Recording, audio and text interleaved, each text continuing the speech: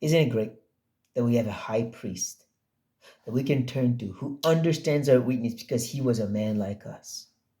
He knows what it is to be tempted at all things without falling. Let's not forget that.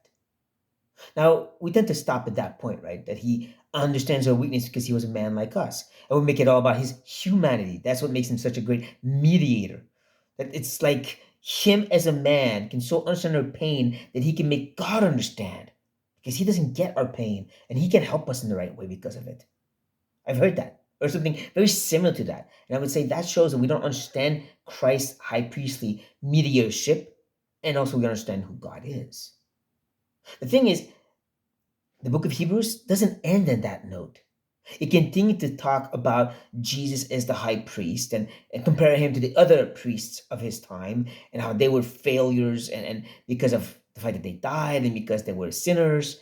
And then he keeps talking about it all the way into chapter 7, where he tells us what is the real good about him being a high priest. And it says the reason is, for it was indeed fitting that we should have such a high priest, holy, innocent, unstained, separate from sinners, and exalted above the heavens. Again, we tend to focus on Jesus loved the sinners and spend time with them, and that's what makes him such a great mediator. No, it doesn't. It's the fact that he was not a sinner, that he was perfect in all things, perfect humanity, and perfect divinity.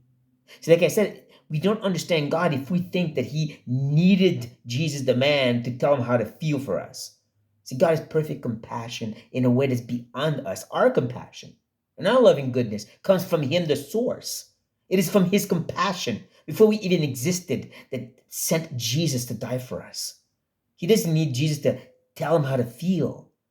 On the contrary, Jesus is a very expression of God's love and compassion and passion for us.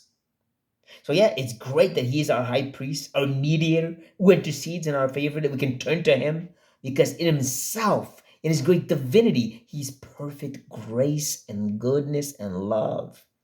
Not because he feels our pain.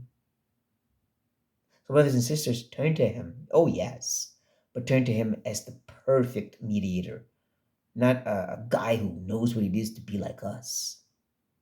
On this note, be blessed.